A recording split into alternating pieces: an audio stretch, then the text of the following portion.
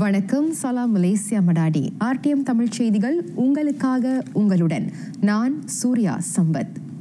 மலேசிய நாள் பல்வேறு பின்னணிகளையும் பண்பாடுகளையும் கொண்ட வட்டாரங்களை இணைத்த வரலாற்று தருணத்தை நினைவு கூறும் நாள் மட்டுமன்று, மாறாக பன்முகத்தன்மையிலும் வேற்றுமையிலும் ஒற்றுமை கண்ட இத்திருநாட்டின் மாண்புமிகு அடையாளமாக திகழ்கிறது. மலேசிய தின கொண்டாட்டத்தை அவ்வாறு வர்ணித்தார் பிரதமர் டத்தோ ஸ்ரீ அன்வார் இப்ராஹிம். ஆதிக்கத்தை எதிர்த்து இறையாண்மையும் சுதந்திரமும் நிரம்பிய தேசத்தை உருவாக்கிய அக்கால தலைமுறையினரின் தைரியத்தை நினைவு கூறும் வண்ணம் ஒவ்வொரு ஆண்டும் இந்நாள் மலேசிய தினம் கொண்டாடப்படுகிறது.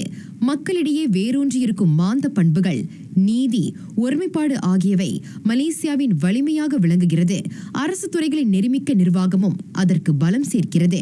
தாயகத்தின் தனித்துவத்தை பிரதிபலிக்கும் இன ஐக்கியமும் பன்முகத்தன்மையும் தொடர்ந்து பேணப்பட வேண்டும். உலக அரங்கில் நியாயமும் சுபிட்சமும் வளமும் மாண்பும் நிறைந்த மதானி நாடாக மலேசியா திகழ வேண்டும் என்ற அவாவை டத்தோ ஸ்ரீ அன்வார் தமது ஃபேஸ்புக் அகப்பக்கத்தில் வெளிப்படுத்தினார். அரபு இஸ்லாமிய நாடுகளின் இறையாண்மை தற்காக்கப்பட வேண்டும். பாலஸ்தீன மக்களின் உரிமை நிலைநாட்டப்பட வேண்டும். அதற்கு இஸ்ரேலின் விதிகளுக்கு முரணான ஊடுருவல்களை முடிவுக்கு கொண்டுவர மேலும் கடுமையான நடவடிக்கைகள் தேவை. பிரதமர் அந்த வலியுறுத்தலை முன்வைத்தார். கத்தார் தலைநகர் டோஹாவில் நேற்றிரவு நடைபெற்ற அரபு இஸ்லாமிய நாடுகள் அவசர உச்சநிலை கூட்டத்தில் டத்தோ ஸ்ரீ அன்வாரும் ஏனைய தலைவர்களும் பங்கேற்றனர். கத்தார் மீது இஸ்ரேல் கடந்த 9ஆம் தேதி நடத்திய தாக்குதலை தொடர்ந்து இந்த கூட்டம் நடத்தப்பட்டது. அந்த கூட்டத்தில் பங்கேற்று நாடு திரும்புகையில் ஃபேஸ்புக்கில் பிரதமர் இதனை பதிவிட்டார். இஸ்ரேலின் அண்மைய தாக்குதலுக்கு இலக்கான கத்தாருக்கு மலேசியா பிளவுபடாத ஆதரவை புலப்படுத்துவதாக அவர் தெரிவித்தார். கத்தார் மன்னர் ஷேக் தமீம் பின் ஹமட் அல் தனியின் அழைப்பை ஏற்று டத்தோ ஸ்ரீ அன்வார் அந்த கூட்டத்தில் பங்கேற்றார். 10 மணி நேர போராட்டம். இறுதி சடலத்தை மீட்ட பிறகு சபா பப்பார் மரஹாங் துந்துல் கிராமத்தில் தேடி மீட்பு பணி நிறைவுற்றது.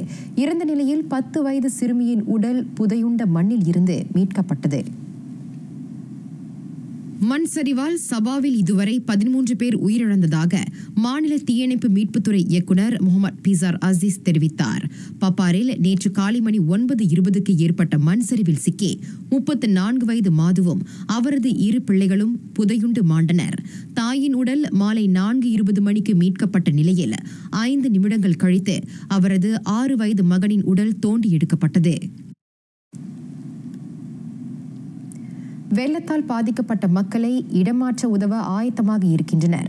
சபா மும்பாக்குட் மாவட்ட பொது தற்காப்பு படையினர் கிமானிஸ், பொங்காவான், மும்பாக்குட் முதலிய மாவட்டங்களில் இருந்து வெள்ள துயர்துடைப்பு மையங்களுக்கு மாற்ற கோரி தமது தரப்பு 15க்கும் மேற்பட்ட அழைப்புகளை பெற்றிருப்பதாக ஏபிஎம் பேச்சாளர் தெரிவித்தார். பேரிடர் உதவி மையமாக செயல்படும் பொங்காவான் சமூக மண்டபத்தில் 54 குடும்பங்களைச் சேர்ந்த 202 பேர் தங்க வைக்கப்பட்டுள்ளனர். அவர்களை இடமாற்ற உதவிய அதிகார தரப்பினருக்கு பாதிக்கப்பட்டோர் நன்றி நவின்றனர். அதோடு பேரிடரால் பாதிக்கப்பட்ட ஏனையோரை காப்பாற்றவும் மீட்பு படையினருக்கு அவர்கள் கரம் நீட்டி வருவது ஆர்டிஎம் மேற்கொண்ட கண்ணோட்டத்தில் தெரிய வந்துள்ளது. கொட்டி தீர்த்த கனமழையால் தங்கள் வீடுகளில் 1 மீட்டர் வரையில் வெள்ளப்பெருக்கு ஏற்பட்டதாக பாதிக்கப்பட்டவர்கள் சிலர் தெரிவித்தனர். நிலைமை மோசமாக கூடும் என்பதால் முக்கிய ஆவணங்களை மட்டும் எடுத்துக்கொண்டு ஏபிஎம்மிற்கு அவசர அழைப்பு விடுத்ததாக அவர்கள் கூறினர். படகுகள் மூலம் பொது தற்காப்பு படையினர் பாதிக்கப்பட்டோரை உதவி மையங்களில் அடைக்கலம் நாடச் செய்துள்ளனர். இந்நிலையில் சபாவிலும் பேராக்கிலும் வெள்ளத்தால் பாதிக்கப்பட்டோர் எண்ணிக்கை தொடர்ந்து அதிகரிக்கிறது. சபாவிலும் இன்று காலை மணி 8 நிலவரப்படி 656 குடும்பங்களைச் சேர்ந்த 2468 பேர் 20 துயர்துடைப்பு மையங்களில் தங்க வைக்கப்பட்டுள்ளனர். பனாம்பாங்கில் மிக அதிகமாக 958 பேரும், தொடர்ந்து மும்பாக்கூட்டில் 611 பேரும், புத்தாத்தானில் 456 பேரும் பாதிக்கப்பட்டுள்ளனர். பனாம்பாங்கில் புதிதாக 6 தற்காலிக மையங்கள் திறக்கப்பட்டுள்ளன. சபாவின் 6 மாவட்டங்களைச் சேர்ந்த 96 கிராமங்கள் கடுமையாக பாதிக்கப்பட்டுள்ளதாக மாநில பேரிடர் நிர்வாக செயற்குழுவின் செயலகம் தெரிவித்தது. பேராக்கில் வெள்ளத்தால் பாதிக்கப்பட்டோர் எண்ணிக்கை 397 அதிகரித்துள்ளது. நேற்று அந்த எண்ணிக்கை 194 இருந்தது. இந்நிலையில் மொலிமில் 3 துயர் துடைப்பு மையங்கள் மூடப்பட்டன. தற்போது அங்கு குவாலாஸ்லிம் தேசிய பள்ளியில் இயங்கும் தற்காலிக மையத்தில் 9 குடும்பங்களைச் சேர்ந்த 33 பேர் தங்கியுள்ளனர். அண்மைய சீரற்ற வானிலையை தொடர்ந்து தாழ்வான பகுதிகளில் வசிப்பவர்கள் விழிப்புடன் இருக்குமாறு அறிவுறுத்தப்படுகின்றனர். 2 மணி நேரத்திற்கும் மேலாக தொடர்ந்து பெய்த கனமழையால் சுங்கைபுர்ணம் ஆற்றில் வெள்ளப்பெருக்கு ஏற்பட்டது. பேரிடரில் பாதிக்கப்பட்டோர் பாதுகாப்புக்கும் நலனுக்கும் முன்னுரிமை வழங்கப்படும். மாவட்ட பேரிடர் நிர்வாக செயற்குழுவின் கீழ் அதற்கான பல்வேறு முனைப்புகள் ஒருங்கிணைக்கப்பட்டுள்ளதாக நட்மா தலைமை இயக்குனர் டத்தோ அப்துல் ஹலீம் ஹம்சா அறிவித்தார். பேரிடர் காலங்களில் ஒருங்கிணைக்கப்பட்ட ஒழுங்கமைக்கப்பட்ட நடவடிக்கைகளை மேற்கொள்ள வேண்டிய அவசியத்தை அவர் விளக்கினார்.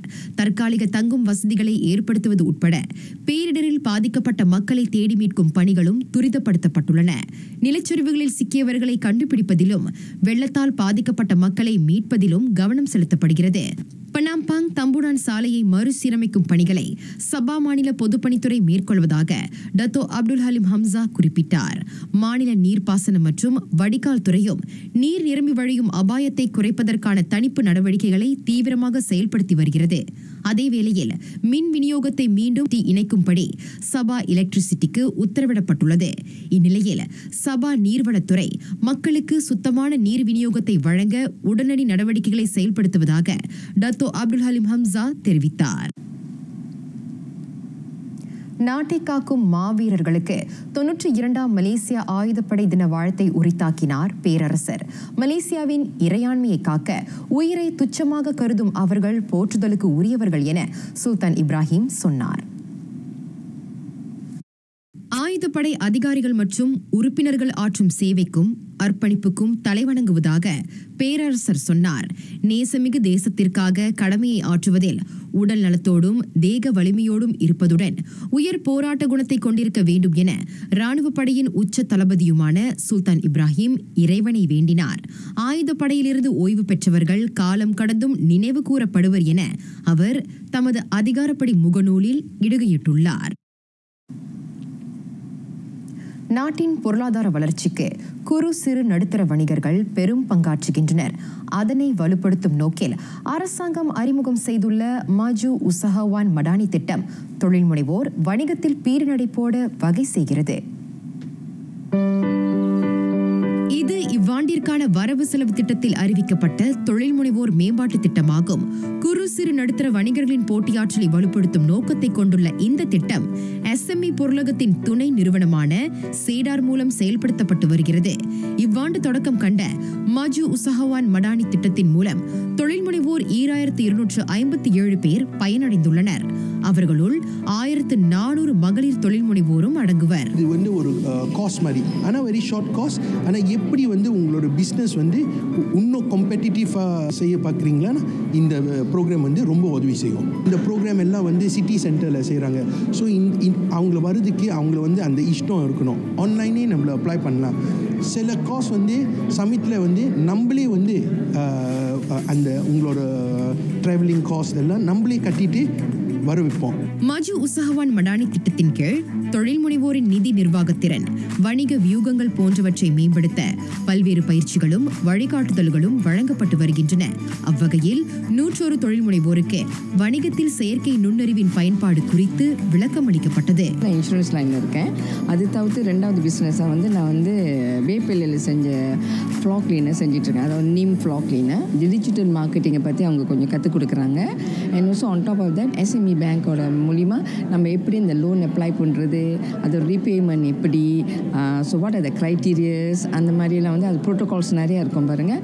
ஸோ வந்து அதோட டீட்டெயில்ஸை கேட்டுட்டு நான் வந்து என்னோடய பிஸ்னஸ் அடுத்த லெவல் கொண்டு போகும்போது எனக்கு அந்த அப்ளிகேஷன் வந்து சின்னாங்க இருக்கும். ChatGPT எப்படி வந்து நம்ம பிஸ்னஸில் இம்ப்ளிமெண்ட் பண்ணலாம் அப்படி சொல்லி கற்றுக்கிறதுக்காக வந்தேன். எப்படி வந்து நம்ம கஸ்டமரை வச்சு நம்மளோட பிஸ்னஸை வந்துட்டு இம்ப்ளிமெண்ட் பண்ணி இன்னும் கொஞ்சம் இம்ப்ரூவ் பண்ணி வேறு முறைக்கு கொண்டு போகிறதுன்னு ரொம்ப யூஸ்ஃபுல்லாக இருக்குது. இப்போ நம்மளுக்கு தெரியாத கேள்வி அதில் கேட்டால் அது வந்து நம்மளுக்கு வந்து ஷெட்யூல் பண்ணி கொடுக்குது. நீங்கள் வந்து இந்த பிளாட்ஃபார்மில் போங்க, இப்படி செய்யுங்க அப்படின்னு அது நம்மளுக்கு சொல்லி கொடுக்குது.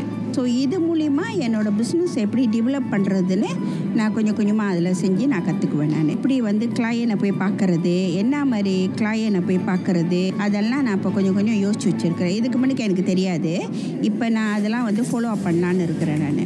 இதன் பங்கேற்பாளர்களுக்கு இ-வாலெட் மின்கட்டண முறையின் மூலம் 100 ரிங்கிட் ஊக்க நிதியை SME பொருளகம் வழங்கியது.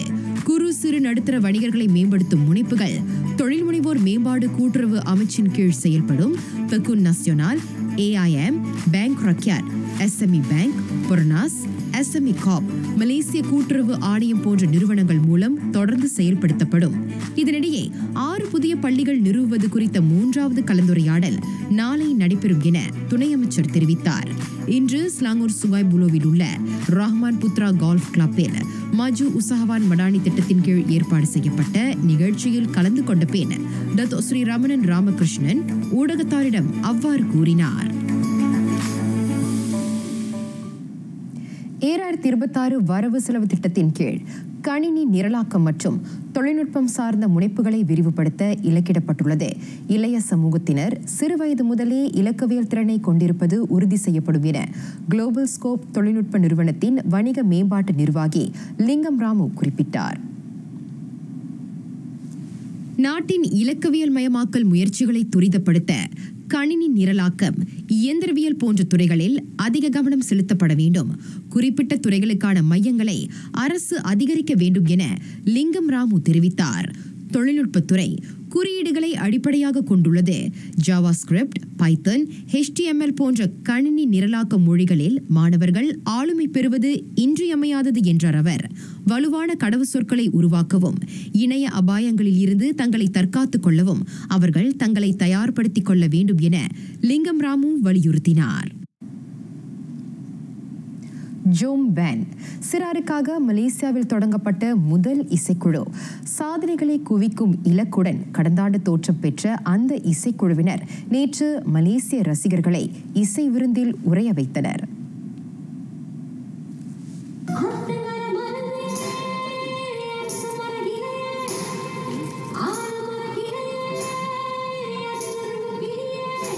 கம்பன் வீட்டு கட்டுத்தறியும் கவிப்பாடும் என்பது முதுமொழி. இசையமைப்பாளர் ஜெயின் தடத்தில் பயணிக்கும் ஜோம் பேண்ட் இசைக்குழு தற்போது தனக்கென தனி பாணியை உருவாக்கி இசை உலகில் கொடிக்கட்டி பறக்கின்றார்கள்.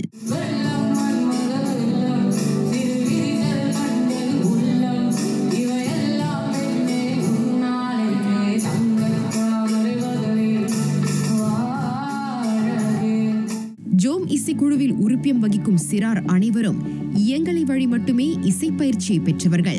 ஆயினும் அவர்கள் அனைவரும் பாட மட்டுமின்றி எல்லா வகை இசைக்கருவிகளையும் வாசிக்க கற்று தேர்ந்துள்ளனர். மேஸ்ட்ரோ இளையராஜா சாரோட ஒரு நிகழ்ச்சியில் அவங்களுக்கு இசை படைக்கிறதுக்கு ஒரு வாய்ப்பு கிடைச்சது. அந்த வாய்ப்பு தான் சொல்லணும், அது ஒரு பெரிய ஒப்பனிங்காக இருந்துச்சு எங்களுக்கு. நம்ம வாய்ப்புகள் வரோம் அப்படின்னு காத்திருந்தா முடியாது.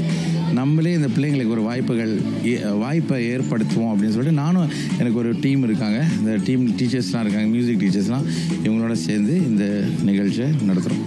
மாணவர்கள் அங்கே பார்த்தாக்கா பரீட்சைன்னுவாங்க, டியூஷன்வாங்க. ஸோ நம்ம அவங்களுக்கு கற்றுக் கொடுக்கறதுக்கு அந்த டைம் கரெக்டாக ஒதுக்கணும். ஏன்னா ப்ராக்டிஸ் தான் எல்லாமே இல்லையா.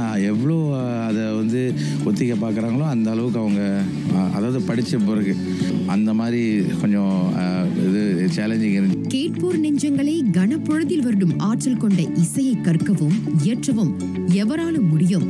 ஆனால் முறையான பயிற்சி அவர்களை மிளிர வைக்கும் என்பதற்கு இந்த பிஞ்சுகள் சாட்சி பகர்கின்றனர். நான் ஒரு கிட்டாரிஸ்ட் அண்ட் ஒரு வோக்கலிஸ்டாக இருக்கிறேன். ரொம்ப சந்தோஷமாகவும் பெருமையாகவும் இருக்குது. அட் சேம் டைம் லைட்டாக நர்வஸாகவும் இருக்குது. ஏன்னா இதுக்கு முன்னுக்கு நாங்கள் நிறைய ஷோஸ், ஈவன் இளையராஜா சாரோட ப்ரெஸ் கான்ஃபரன்ஸில் கூட நாங்கள் வாசிச்சிருந்தோம். ஆனால் இது முதல் முறையாக நாங்கள் எடுத்த ஒரு முதல் ஸ்டெப், அதாவது ஒரு கான்செர்ட். ஸோ நாங்கள் இதில் ஒரு மெயின் பார்ட்டாக இருக்கிறதுக்கு ரொம்ப சந்தோஷமாக இருக்குது. இந்த கான்செர்ட்காக நாங்கள் ஆல்மோஸ்ட் வீக்லி நிறையா ப்ராக்டிஸ் பண்ணோம். ஸோ அது ஒரு பெரிய ஸ்ட்ரகிள் தான். நான் இந்த ஜோம் பேண்ட்லேருந்து ஒரு பர்கஷனிஸ்ட் அண்ட் ஒரு வோக்கலிஸ்டாகவும் இருக்குது. கான்சர்ட்னாலே எனக்கு வந்து லைக் எல்லாம் வைப் பண்ணுவோம் அப்படின்னு தான் தோணும். அட் த சேம் டைம் எனக்கு வந்து ஒரு சின்ன நர்வஸ் இருக்கும். லைக் நம்ம வந்து ஒரு கான்சர்ட் ஜூம் பேண்ட் ஒரு கான்சர்ட் வாசிக்கிறாங்க ஸோ அப்படின்னு நினைக்கும் போது ஒரு சின்ன nervous and the same time ரொம்ப சந்தோஷமாகவும் இருக்குது. நான் வந்து ஃபர்ஸ்ட் இயர் வந்து பேசிக்ஸ் கற்றுட்டேன், தென் செகண்ட் இயர் வந்து ஜூம் பேண்ட்ல. ஸோ 2 years என்னோட ஃபியூச்சர் பிளான்னா ஒரு பார்ட் டைம் ஜாப்பில் மியூசிக் டீச்சர் அதாவது மியூசிக் கிளாஸ் அந்த மாதிரி எடுக்கலாமோன்னு ஒரு ஆசையாக. நான் ஒரு வோக்கலிஸ்ட், கீபோர்டிஸ்ட் அண்ட் பர்கஷனிஸ்டாகவும் இருக்கேன். இவ்வளோ நாளில் வந்து நிறையா நிகழ்ச்சியில் போயிட்டு வாசிச்சிருக்கோம்.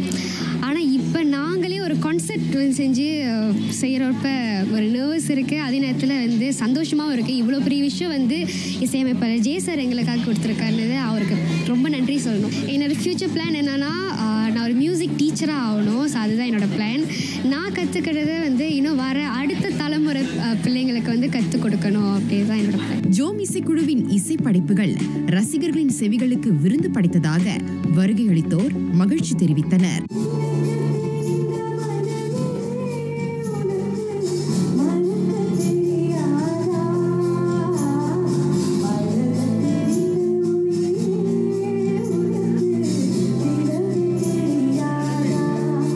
நேற்று Kuala Lumpur Brickfields temple of fine ஆர்ட்ஸில் ஜோம் பேண்ட் லைஃப் இன் கான்சர்ட் இசை நிகழ்ச்சி நடைபெற்றது. இந்த இளம் சிட்டுகளுடன் மலையக பின்னணி பாடகர்கள் இசையமைப்பாளர்களுடன் இணைந்து மக்களுக்கு இசை விருந்து வழங்கினர்.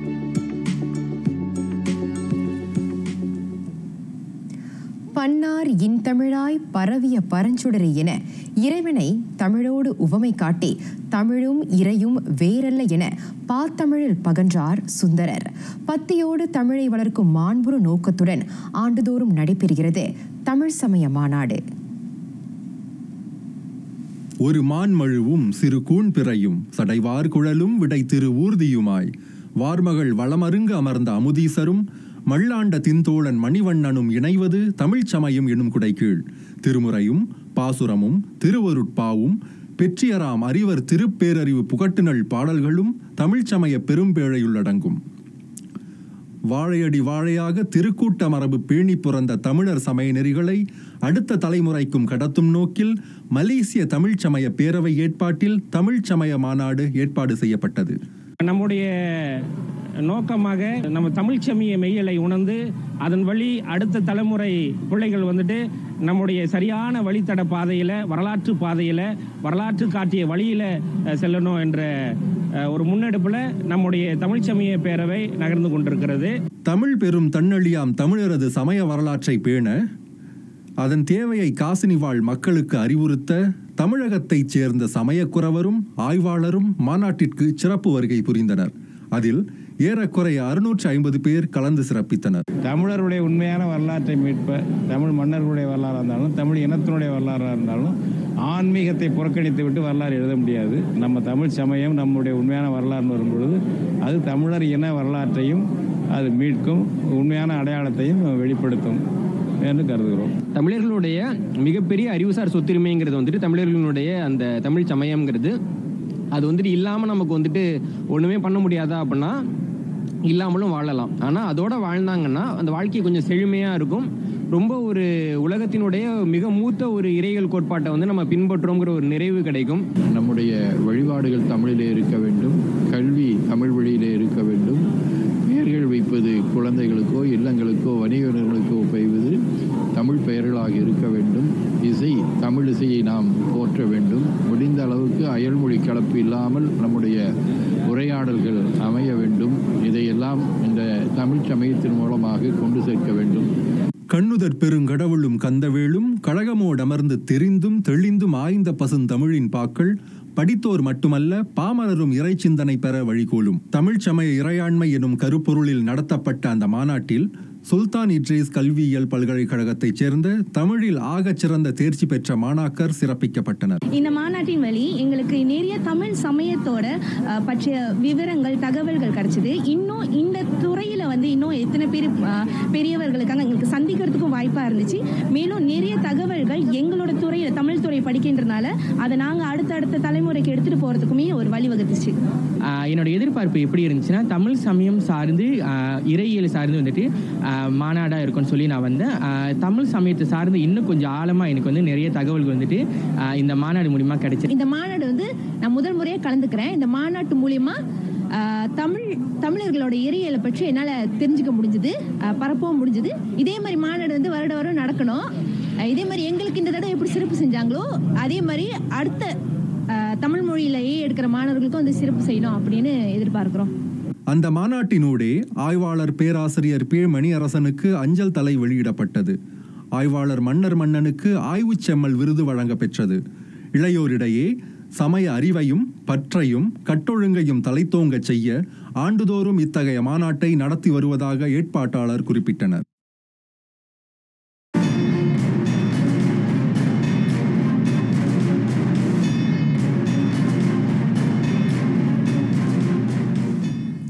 தென்சீன கடலில் சர்ச்சைக்குரிய பகுதியான தெரும்பூஸ்காபெராவில் பிலிப்பீன்ஸின் கப்பல்கள் சிலவற்றின் கட்டுப்பாட்டை எடுத்துக்கொண்டதை சீன கரைக்காவல் படை உறுதிப்படுத்தியது. சர்ச்சைக்குரிய வட்டாரத்தின் மீது பெய்ஜிங்கின் கடல் உரிமையை வலுப்படுத்த அந்த நடவடிக்கை எடுக்கப்பட்டதாகவும் அது விளக்கியது. தென்சீன கடலில் கப்பல் போக்குவரத்து மற்றும் வட்டார இறையாண்மை தொடர்பாக சீனாவுக்கும் பிலிப்பீன்ஸுக்கும் இடையே பதற்றம் ஓங்கி இருக்கும் நிலையில் இது நேர்ந்தது. குழப்பத்தை ஏற்படுத்தும் நடவடிக்கைகளில் ஈடுபடுவதையும் தென்சீன கடல் விவகாரத்தில் வட்டாரத்துக்கு அப்பாற்பட்ட தரப்புகளை தலையிட அனுமதிப்பதையும் தவிர்க்கும்படி மணிலாவுக்கு பெய்ஜிங் எச்சரிக்கை விடுத்தது. அதேவேளை அமெரிக்கா, ஜப்பான் போன்ற அந்நிய தரப்புகளின் தலையீடு பேரளவிலான குழப்பத்தையும் கலக்கத்தையும் உண்டாக்கும் என வட்டார பாதுகாப்பு வல்லுநர்களும் எச்சரித்திருக்கின்றனர். இந்நிலையில் தமக்கு உரிமையான கடல் பகுதியில் இருந்து நீங்க போவதில்லை என்றும் பிலிப்பீன்ஸின் இறையாண்மையை தொடர்ந்து தற்காக்கப் போவதாகவும் மணிலா சூளுரைத்துள்ளது. இந்தோனேசியா வட சுமத்ராவில் வீற்றிருக்கும் ஸ்ரீ மீனாட்சி அம்மன் ஆலயம் சுற்றுலா இலக்காக உருமாறவிருக்கிறது. அங்கேற்கண்ணிக்கு 42 அடி உயரத்தில் அங்கு சிலை எழுப்பப்பட்டு வருகிறது. ஏறத்தாழ 1 லட்சம் ரிங்கிட் செலவை உட்படுத்தியிருக்கும் அதன் கட்டுமானம் முழுமையடைய 3 மாதங்கள் பிடிக்கும் என கணிக்கப்படுகிறது. தமிழகத்தைச் சேர்ந்த சிற்பிகள் சிலையை செதுக்கும் பணியில் தீவிரமாக ஈடுபட்டு வருகின்றனர். மேடான் நகரின் புதிய குவாலனமு விமான நிலையத்திலிருந்து 40 நிமிட தூரத்தில் டெல்லி சர்டாங்கில் ஆலயம் அமைய பெற்றிருக்கிறது. 1880களில் இந்தோனேசியாவை ஆண்ட டச்சுக்காரர்கள் புகையிலை தோட்டத்தில் வேலை செய்ய தமிழகம், மதுரையிலிருந்து தொழிலாளர்களை தெரிவித்தனர். குலம் காக்க மதுரை மீனாட்சி போல சிலையை செதுக்கி அவர்கள் வணங்கி வந்தனர். கிளியுடன் திருக்கோலம் பூண்ட அன்னை அவள் தொடக்கத்தில் ஒரு சிற்றாலயத்தில் தம்மை நாடி வருவோருக்கு வேண்டிய வரங்களை வழங்கி வந்தாள். கயல்விழியாலை தினந்தோறும் பூசித்து வந்த பூசாரியின் கனவில் தோன்றி தனக்கான இடத்தை அடையாளம் காட்டியதாக கூறப்படுகிறது. அதன்படி 25 ஆண்டுகளுக்கு முன்பு உமையவள் காட்டிய பகுதியில் கோவில் எழுப்பப்பட்டு 2019 குடமுழுக்கு பெருவிழா கண்டது. Setiap purnami kita ada bagi beras dekat sini untuk semua masyarakat dekat sini. Dekat sini ada masyarakat Tamil tu ada sekitar 100 rumah. Ada 100 kakak dekat. தற்போது 1/2 ஏக்கர் நிலப்பரப்பில் வீற்றிருக்கும் மீனாட்சி அம்மன் ஆலயத்திற்கு மேலும் 1/2 ஏக்கரை பெற்றுத்தரும் முன்னெடுப்புகள் மேற்கொள்ளப்பட்டுள்ளன.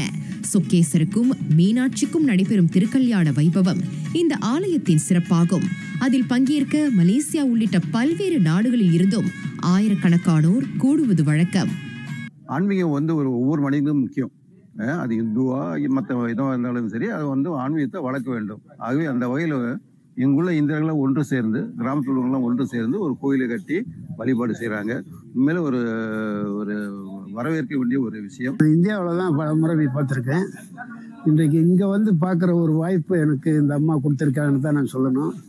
எல்லாம் இந்த நாட்டில் வந்து நம்ம இந்தியர்களுக்கு நிறைய வாய்ப்பு கொடுத்துருக்காங்கன்னு தான் சொல்லணும். அவங்க இந்த நாட்டு மக்களையும் நான் மதிக்கிறேன்.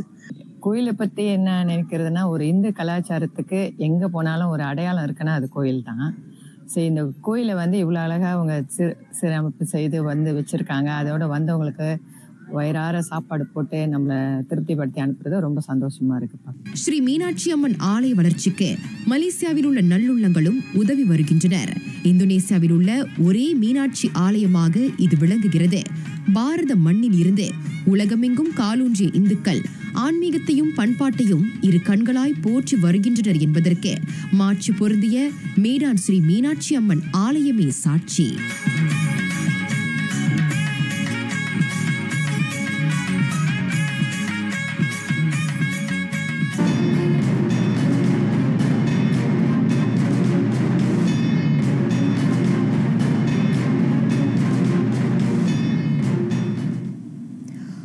டோக்கியோ 2025 உலக தடகள போட்டியிலும் அர்மான் மொண்டோ டுப்ளான்டிஸின் சாதனை லீலைகள் தொடர்ந்தன. ஸ்வீடனை சார்ந்த அந்த கலியூன்றி உயரம் தாண்டும் வீரர் அரங்கில் குழுமியிருந்தவர்கள் தந்த உற்சாகத்தினால் உலக சாதனையில் மேலும் ஒரு உச்சத்தை தொட்டார். 6.15 மீட்டர் உயரத்தை இலகுவாக கடந்த டுப்ளான்டிஸ் உலக சாதனை நிகழ்த்த கம்பத்தை மேலும் 15 சென்டிமீட்டருக்கு உயர்த்த சொன்னார். முதலிரு முயற்சிகளில் 6.3 மீட்டர் உயரத்தை கடப்பதில் தோல்வி கண்டார். 25 வயதான அந்த சாதனை திலகம் அரங்கில் இருந்தவர்கள் வற்றாத உற்சாகத்தை வழங்கியதை தொடர்ந்து 3ஆம் முயற்சியில் தமது இலக்கை அடைந்தார் டுப்ளான்டிஸ். அமெரிக்காவில் பிறந்த அந்த ஸ்வீடன் இளைஞர் எட்டிப்பிடித்திருக்கும் 14ஆம் உலக சாதனை இதுவாகும். மகளிர் 100 மீட்டர் தடை தாண்டி ஓடும் போட்டியில் தங்கம் வென்று அதிர்ச்சியை ஏற்படுத்தினார் திதாஜி கம்புஞ்சி. அந்த சுவிட்சர்லாந்து வீராங்கனை அவ்வோட்டத்தை முடிக்க எடுத்துக்கொண்ட நேரம் 12.24 வினாடிகள் ஆகும். அந்த ஐரோப்பிய நாட்டின் தேசிய புதிய சாதனை நேரமாகவும் இது அங்கீகரிக்கப்பட்டுள்ளது. நடப்பு உலக சாதனையாளர் நைஜீரியாவின் டோபி அம்மோஷோ வெள்ளியையும் அமெரிக்காவின் கிரேஸ் ஸ்டாக் வெண்கலத்தையும் தட்டிச் சென்றார். மற்றொரு அமெரிக்கரும் ஒலிம்பிக் வெற்றியாளருமான மசாய் ரசல் 4ஆவதாக வந்தார்.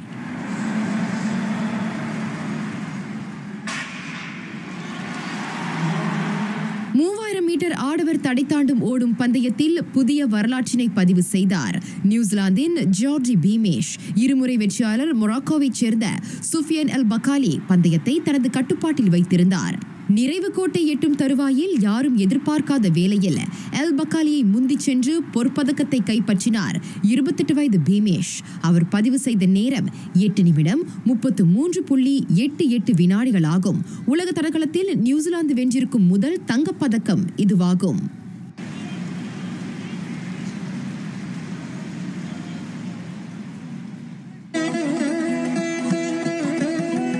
புதிய ஆத்திசூடி. அச்சம் தவிர, அச்சத்தை விட்டொழித்தால் வாழ்வில் மகிழ்ச்சியும் வெற்றியும் பெருகும். ஆதலால் யாருக்கும் எதற்கும் எந்த சூழலிலும் அஞ்சாமல் ஏறுபோல் வீறு கொள்கை என அறிவுறுத்துகிறார் அமர பாவலர் பாரதி.